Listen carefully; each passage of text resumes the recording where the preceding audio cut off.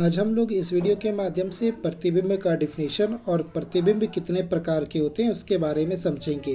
तो सबसे पहले प्रतिबिंब क्या होता है यानी इमेज क्या होता है।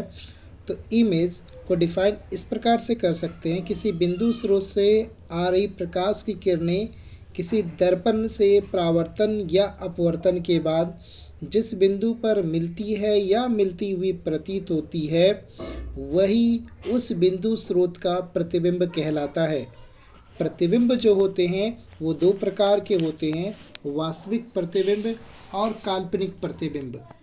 जब वास्तविक प्रतिबिंब को आप डिफाइन करोगे तब आप बोलोगे कि किसी प्रकाश स्रोत से आ रही प्रकाश की किरणें दर्पण से परावर्तन के बाद जिस बिंदु पर मिलती है या लेंस से अपवर्तन के बाद जिस बिंदु पर मिलती है उसे उस बिंदु स्रोत का वास्तविक प्रतिबिंब कहते हैं। ये मैंने दर्पण तथा लेंस दोनों के टर्म में इसको डिफाइन किया, बतलाया आपको।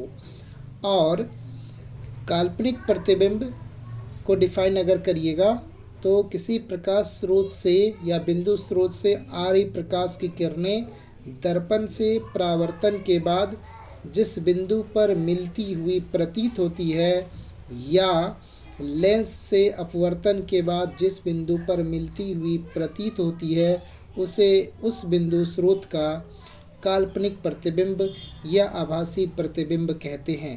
तो इस प्रकार से एक छोटा सा डेफिनेशन के माध्यम से मैंने आपको बताया। धन्यवाद।